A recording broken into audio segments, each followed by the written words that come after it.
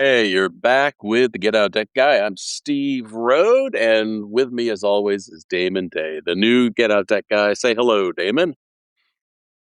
How's it going, everyone? And before I forget, you can always reach Damon Day directly. Talk to him on the phone. He's not just a voice on a podcast.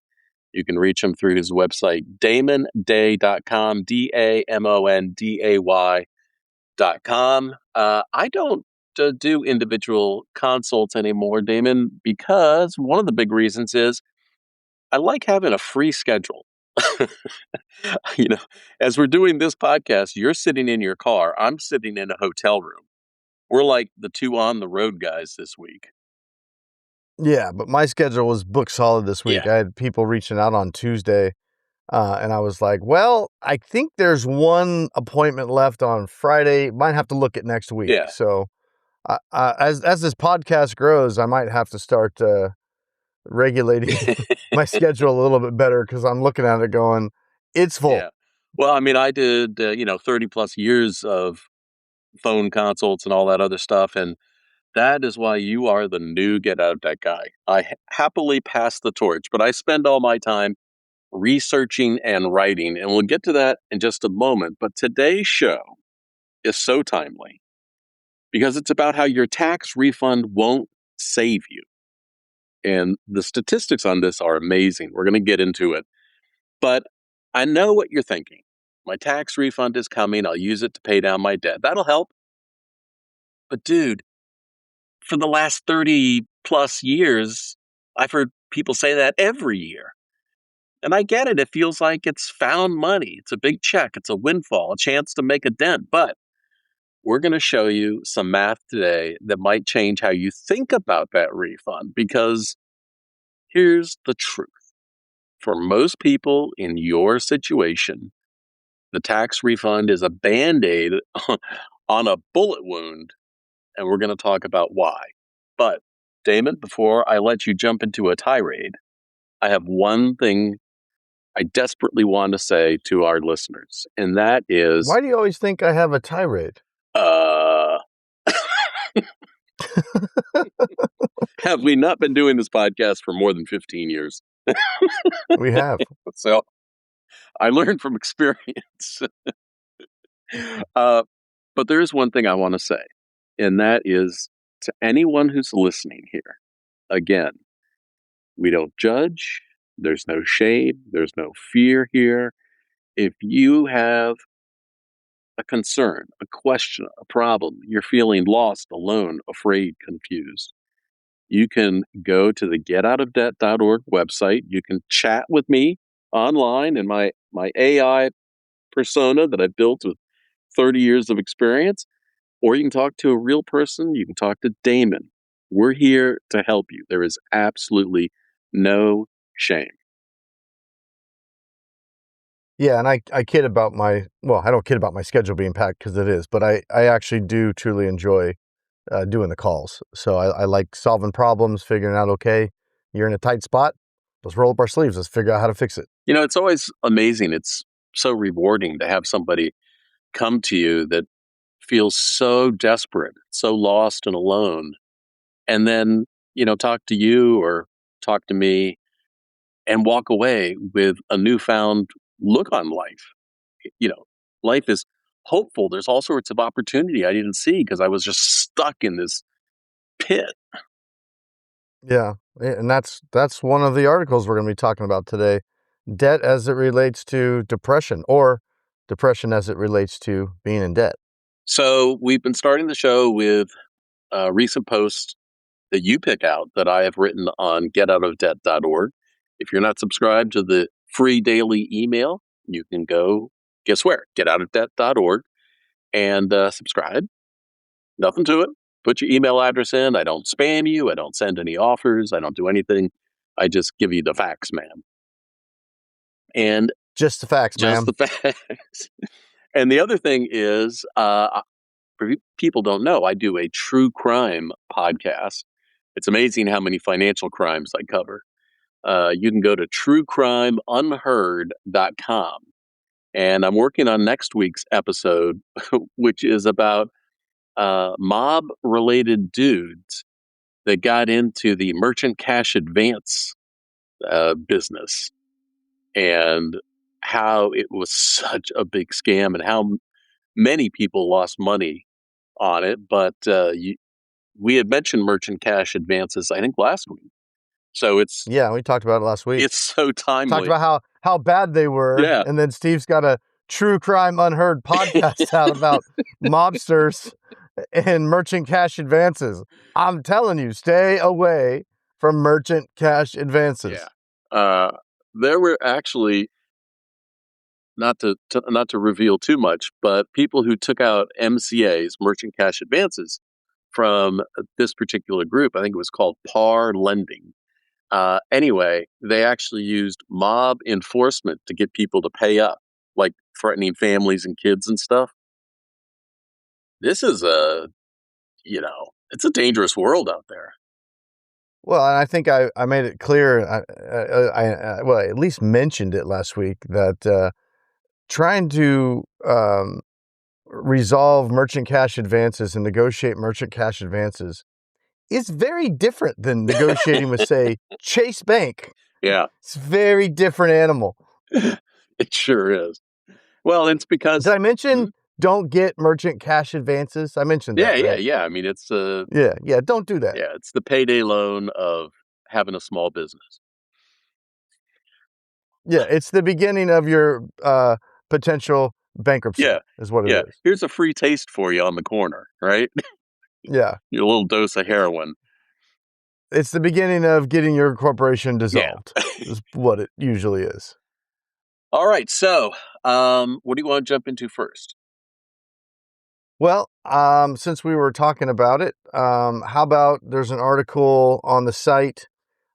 Actually, it caught my eye because it's very true, and you and I both see it every day. But the title of the article is "Debt Equals Depression: The Research That Explains Why Debt Advice Yeah. Fails." And I think it's a very interesting read.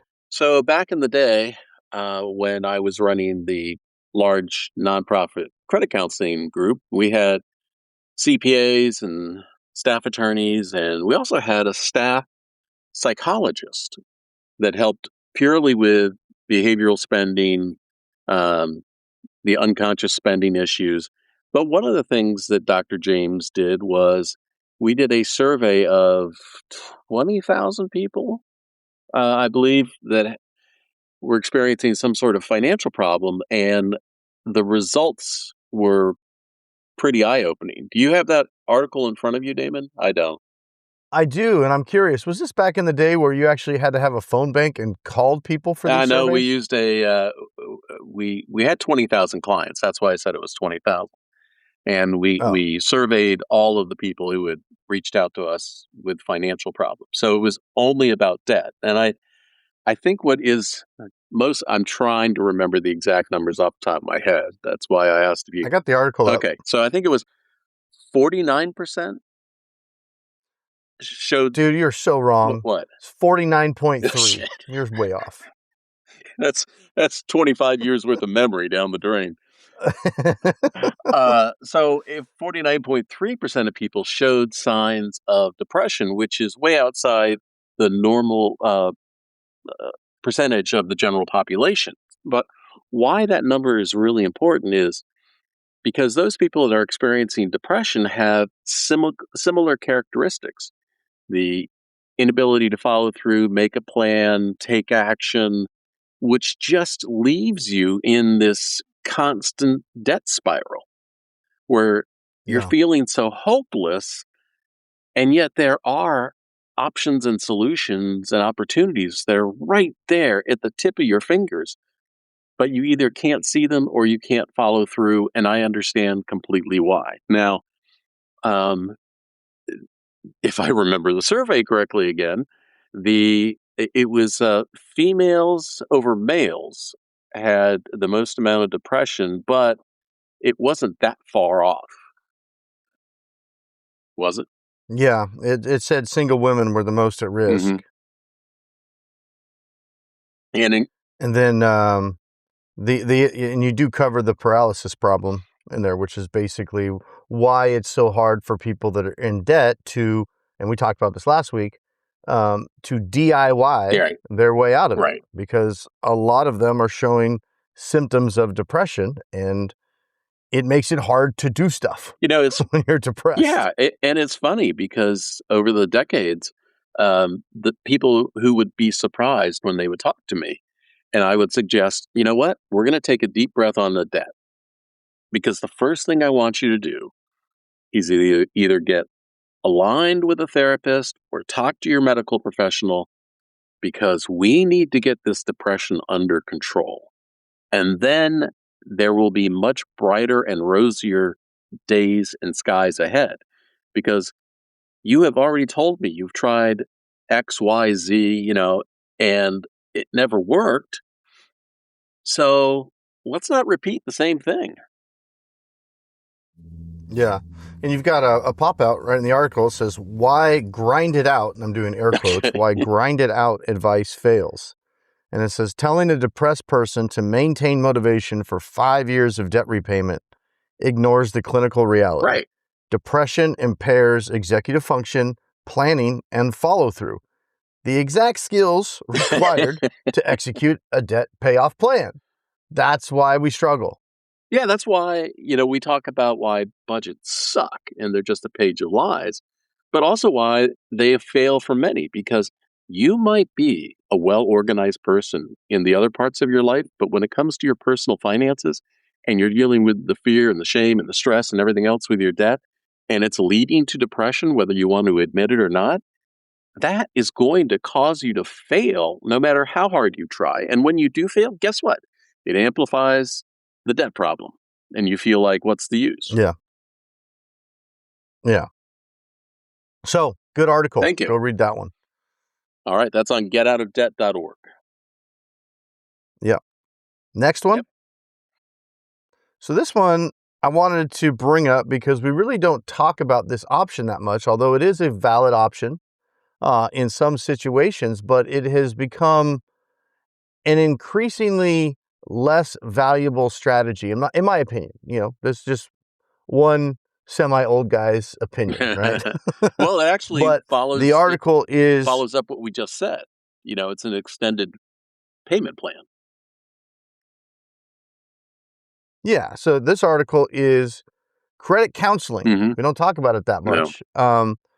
I do talk about it with my clients when they're in situations where it's worth taking a look. But the article is Credit Counseling, the Complete Guide to Debt Management Plans. And the reason I thought it was a good article to bring up today is, again, we don't talk about it that much, but when people are in debt and they're looking for strategies and looking for solutions, they will very likely come across debt management programs. Mm-hmm. And there's a lot of confusion around the differences between mainly debt settlement programs, Mm-hmm. I'm doing air quotes, Mm-hmm.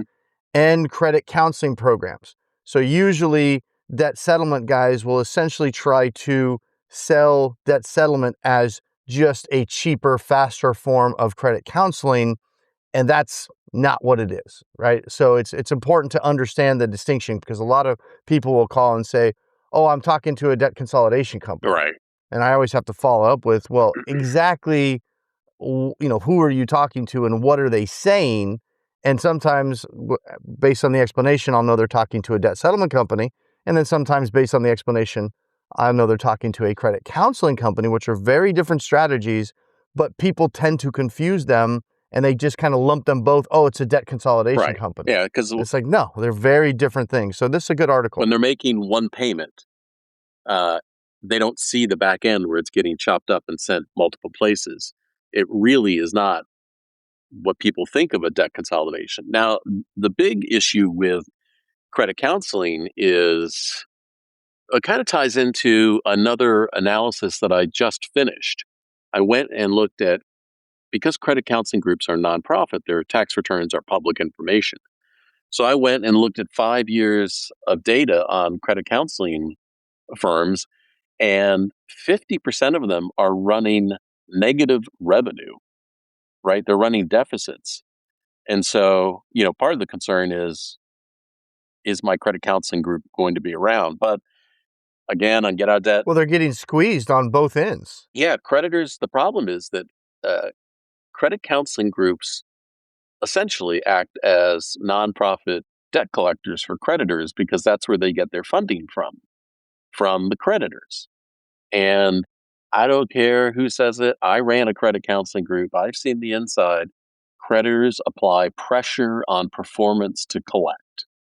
And so the the question becomes, is a non look, let's clarify. I'm going to tell the inside scoop on this whole nonprofit thing. Nonprofit doesn't mean that they Grab your coffee. doesn't mean that they're operating at a, break even point. Nonprofit is their tax status, not the way they should run their operation. And some of them are making, millions and millions every year in revenue. But the issue is, who are they truly representing? Because they're depending on creditors for their funding. And yet they're enrolling people in 5-year programs. And you look at the success rate of the programs, it's abysmal. So it's kind of like a chapter 13 where most of them fail. And most people don't succeed in a debt management plan. And one of the reasons is because they generally take about 5 years. And we just talked about how debt and depression go hand in hand. And people will fall and fail. Yeah, and my stance on credit counseling is the same as it is on pretty much any option, which is it's a good option if it's a good option, Mm-hmm. right? The key is it a good option for you? And that's the part that everybody glasses over, right? Yeah. Like you call in, you want to get some advice. What do I do? I'm talking to a credit counselor. I have my air quotes going again. And everybody's going to be a good candidate for the most part. Now, if your cash flow is so atrociously bad, then they will say, yeah, this is not going to work. But then they'll also say, can we change some of your bills and make this fake budget that Right, you're giving right. me work? And then we can accept you. So, it's not to say that credit counseling is not a good strategy, because what it will do is it will lower your interest rates. Right. So if you're in a situation where you have plenty of cash flow, you can fairly easily afford to pay your debt back, Mhm. but you just want to get the interest rates lower so the money that you're paying towards the debt can pay it off faster, and you're not in a situation where a consolidation loan or a home equity loan or something like that would allow you to do the same thing and lower the interest rates. And I'm not saying home equity loan is the next thing you go look at or anything, but the point is you want to look at all the strategies and all the Right. options. But when you go to a credit counselor, your cards will be closed. They will, I say negotiate, but it's already It's predefined. Yeah. prearranged. Yeah. Yeah. Deals with the creditors where you might have a 28% credit card that will now drop to 9.9 Yeah. or now drop to 5.9 or something like that. So they do help. They do good. But what I find a lot of times, Steve mentioned like a chapter 13 with a high dropout rate, is because they will enroll people that are already choked off on their cash flow, and just getting a lower interest rate is not going to actually work and solve the problem, but they'll enroll you anyway until you eventually realize you can't afford the payment and you'll drop out. Yeah. And my big concern is, let's say you're 40 years old and you're you're going to make 5 years worth of payments and you're not saving anything for retirement.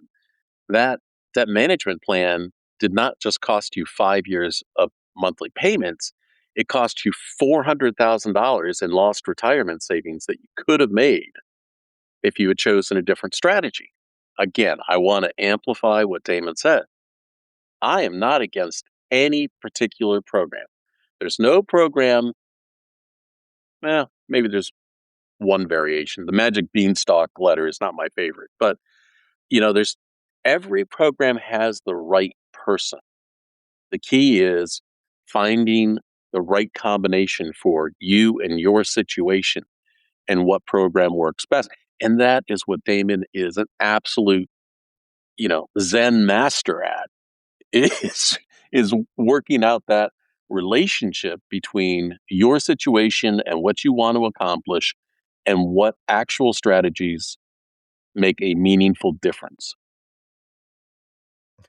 I'm kind of just smiling at the listeners that are not longtime listeners, where you just kind of threw out the magic beanstalk letter strategy, and they're going, "Huh? What's what's the magic beanstalk letter That was strategy?" actually more for you, but Yeah, but there are people listening, Steve. yeah, yeah. Yeah. So anyway, it's a good article. Again, we're not against credit counseling. No, We're just against having a one size fits all, approach. And what you hear when you call a credit counseling program is not always going to be what you need to hear. And it's important that you find the right strategy that's going to work best for your overall situation. Identify what your goals are, and then identify the strategy that would help you accomplish those goals. And there's almost never just one no, no. strategy. Sometimes it's like, yeah, you got one option, bro. Sometimes it's like that.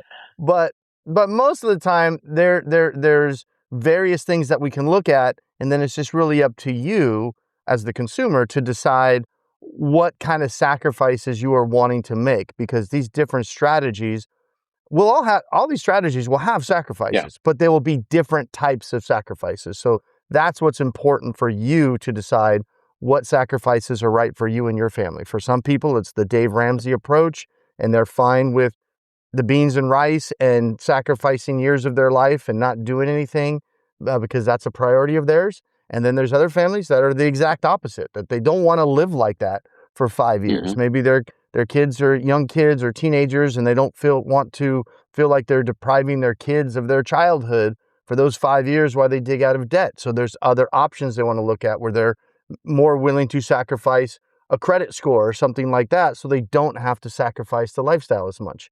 There's no right or wrong. It's just what's best for you.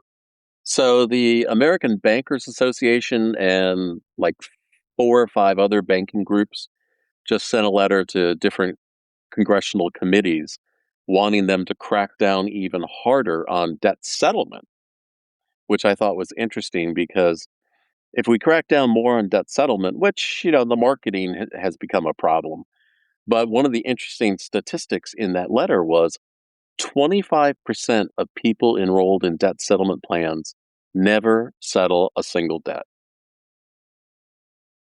Does Yeah. that surprise you? Well, the bankers want to crack down on it because it's not surprising at all, Yeah. because the same problem the credit counselors have, which is debt settlement people will enroll everybody that calls in. Oh, why wouldn't you want to enroll? It's going to be a lower payment. And there's my famous air quotes going up Yeah. again.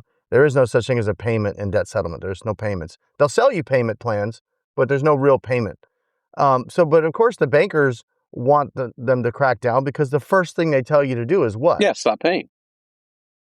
Stop paying your Hmm. bills. Yeah, exactly. So the bankers don't care about the settlement company settling the debt or not, because if the settlement company doesn't settle the debt, the bankers can still go after you, Right. filing lawsuits and things like that.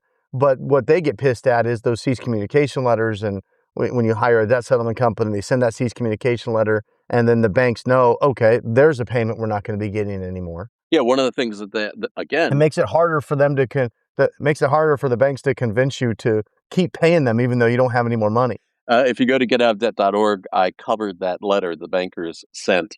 Just look for banks and debt settlement in the search bar. You'll find it. But one of the interesting things that they said in that letter was debt settlement company marketing strategy is now not focused on people who are just having financial problems, but now trying to suck in people who are able to pay their bills without an issue at all. And that's what's driving them crazy. Oh yeah, you got Mario Lopez out there peddling it. Yeah. He's all over my Facebook all of a sudden, acting like he's some kind of finance guru. We got Mario Lopez talking, "Hey, so and so, weren't you on Oprah trying showing people how to get out of credit card debt?" Like, shut up, Mario. I know. It's like this new credit washing, and there's another term for it too, that's going around on the TikToks and the Instagrams and everything else. All of a sudden, people are bragging about some sort of newfangled way to repair restore your credit washing, clean slate, credit repair, clean slate program. And it's amazing how all of these things, none of them are new, right? They just come back Is that around that like that every couple of years. is that headed up by Frank Abagnale? Catch me if you can, suckers. That'd be good if it was. Credit washing. It just reminds me of a check in the nail polish, washing it. I texted you a picture when I walked into the hotel of they're having a tax lien seminar. Oh yeah, that's a great way to will.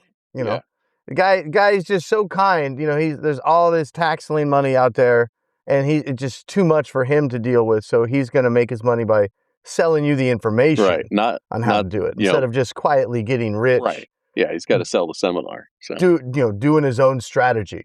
Yeah, I'm like, he's making more money selling you the information than he is buying the tax liens and buying real estate with tax liens. Remember John Beck? Remember that guy? I remember the name. I don't remember his pitch. Yeah, he as an infomercial for the tax. This tax lien strategy has been around on the infomercials since like before Carlton Sheets, Oh my man. God, that's way back. Yeah, everybody's still pitching. All the it's like how are there still all these tax liens available if all these people are selling all these courses? Either people are not doing it. Right. I don't get it, but I've been seeing that pitch for 30 years about how you can get rich, and I'm not saying you can't make money. I'm sure you can, but why are these guys spending so much time and investing into these courses Well, when they could just be millionaires and following their own strategies? It doesn't make a lot of no, I sense. mean, but 40 years ago, I fell for it. I purchased a Oh, so did I. How do you think I learned all this stuff? I purchased a I still have all the courses. It's like my wall of shame. Like, yeah, bought that one. That didn't work. I purchased a My pre-foreclosure wife real keeps saying, estate. when are you going to throw out these? Yeah, I still have the 1988 Carlton Sheets cassette tapes, Yeah. Steve. And you might go, 1988? Weren't you 11? Yes, my mom bought that program and then gave it to me when I was a teenager because I was into that stuff. I was a weird teenager. But the tapes are like kind of yellowing. Hmm. I still have them. You might ask me why in the hell I still have tapes Well, from Carlton Sheets' No Money Down Real I know Estate. why. And that's just because I like to keep it on my wall of Yeah. shame. It's like, here's all the crap that I tried, so you don't have to. Well, the best thing from that seminar, because I had to go to Philadelphia for the seminar, the best thing was on the first day at the lunch break, this guy in the class and I walked out to go get something to eat. We're standing on the street corner and he goes, "Hey, that's my car," as it drives by. He had his car stolen.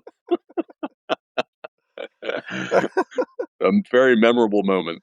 Dude, yeah, I got Don the Pre. I got what was that? You remember the guy placing tiny ads from my little apartment? Remember Yeah, that yeah, guy? he's That's not Don the around Pre. anymore. No, he's not, because the newspaper stopped publishing his ads, I guess, and he stopped making No, he money. went to jail. But I got the He died in jail. yeah, but I thought I thought he killed He himself, did. right? Yeah. Because he was in debt and was depressed, according to your article. Yes. See, it all goes So, around.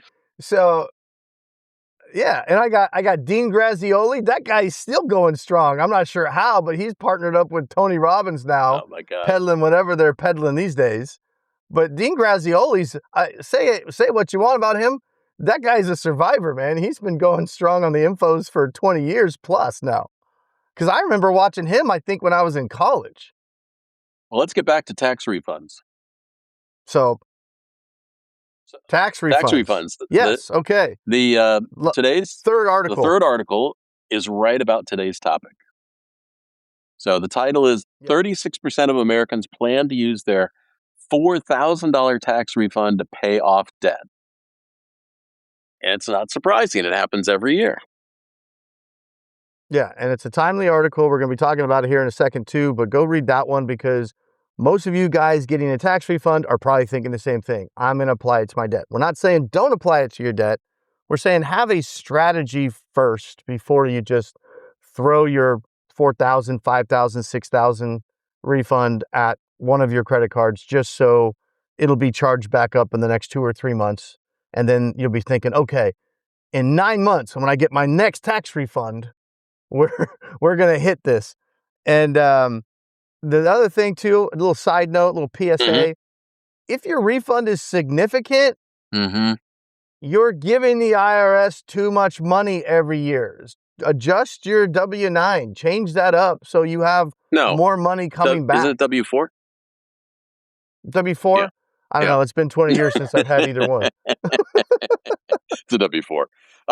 Yeah, so you put more money in your pocket every month instead of giving it to the government for free to send you back at the end of the year. But if you are going to do that, let's have a plan for the money Yeah. first. Because if you just do that, all of a sudden it's going to be hot cash in your hands and it'll just assimilate into your lifestyle. And then you'll have no refund and no money, which is why a lot of people just max that out because they look at that, they like that big refund Yeah. check. Because honestly, a lot of people, they've told me they just don't trust themselves Right. with the money every I month. get it. And that's a horrible way to do it. Right.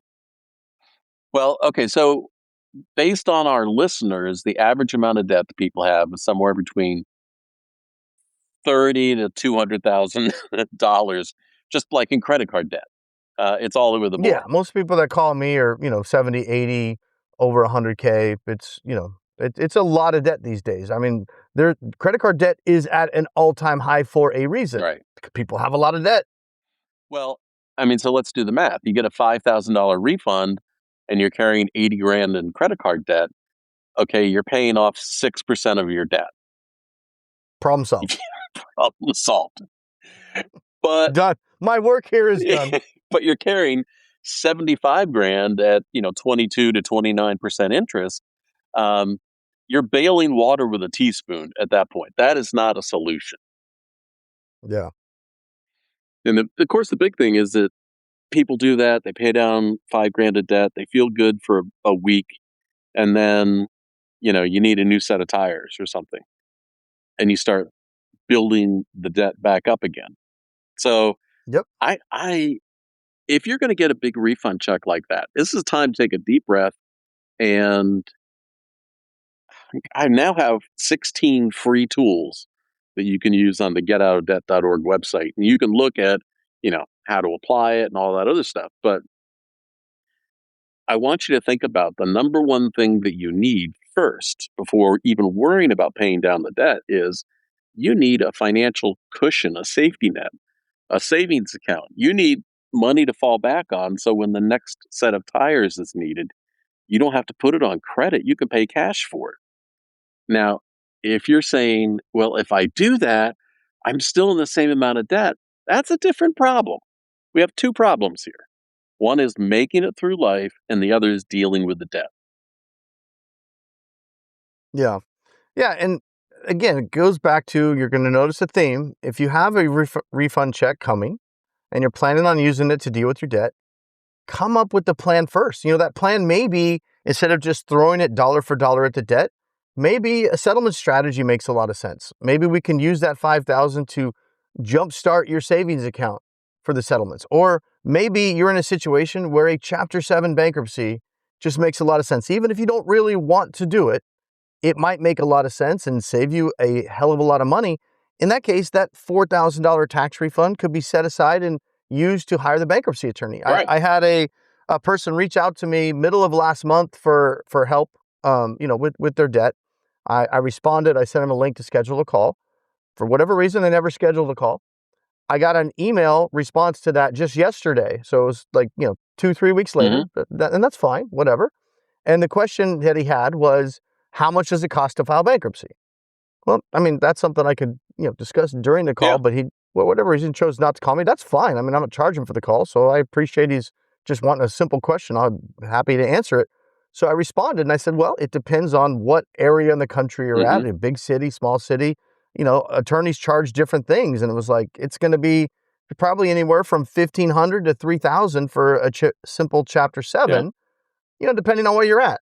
And so he responded with, well, I'm in around Portland, Oregon, or something like that, right? He gave me the city. Like, I don't know if he expected me to start calling bankruptcy attorneys for him and start doing surveys. Like, Yeah, okay, well, call some attorneys in Portland, Oregon, then, if you're curious what they charge. I mean, I'm not gonna force him to call me for right, advice, but it's just kind of weird. But anyway, if you're listening, call some attorneys in Portland, Oregon, right, and they'll tell you how much it costs.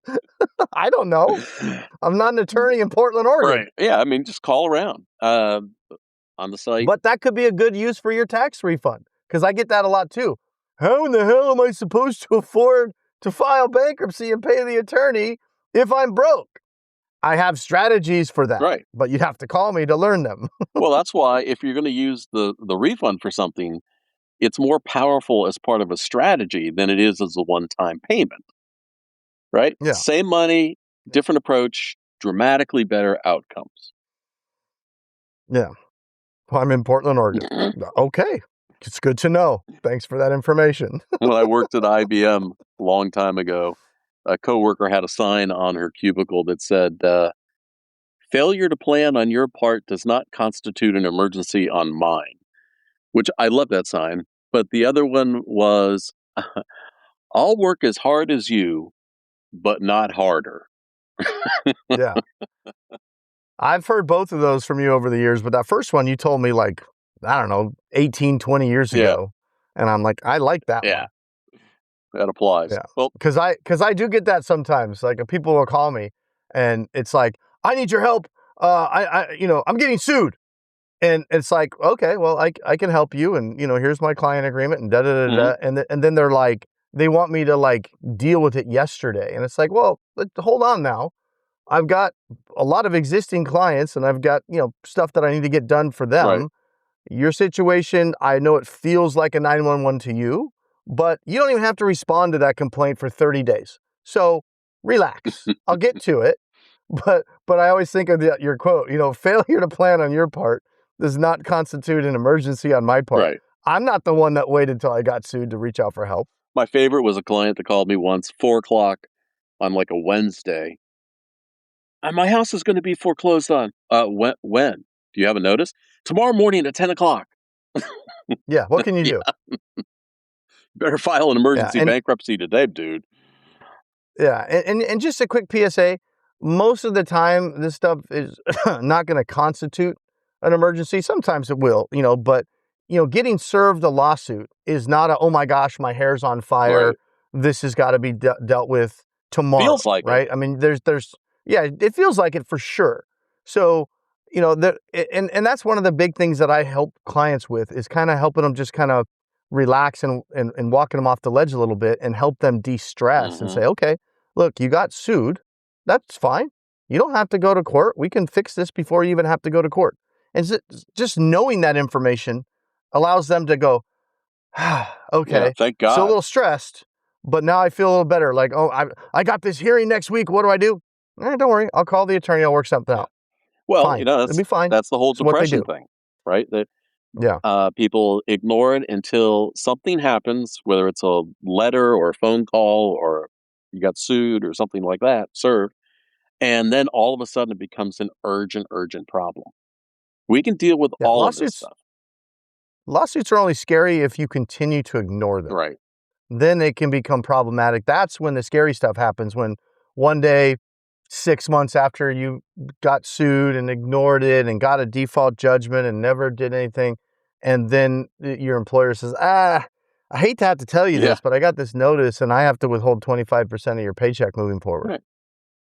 And I get those calls too. It's like, well, I'm really good, but and I have been able to stop Hmm. garnishments, um, but I gotta really pour on the charm to the creditor at that point. I mean, I gotta go cap in hand.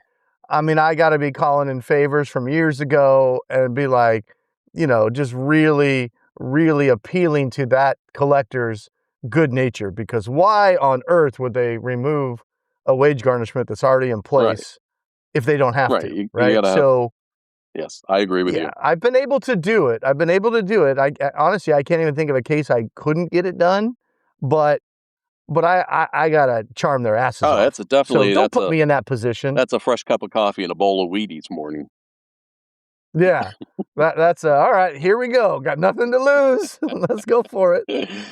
So right now people are thinking about my tax refund is coming and it might be coming in a month or two.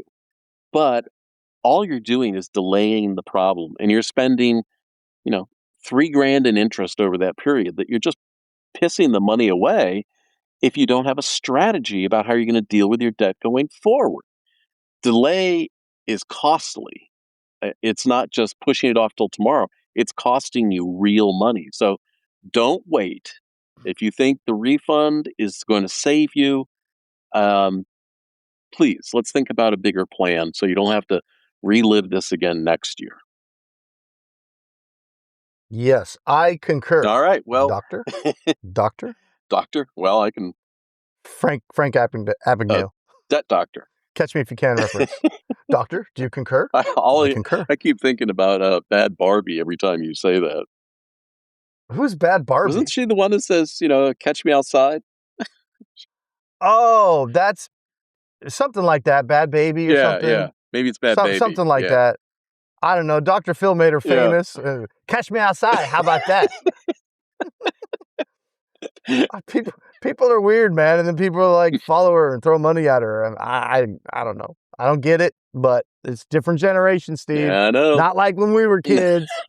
Nope. Catch me outside. How about that? Well, last time we talked about why paying more than the minimum doesn't work at high debt levels, and the tax refund is just a bigger minimum payment. Same problem, same math. So your income is your biggest asset. We've talked about that.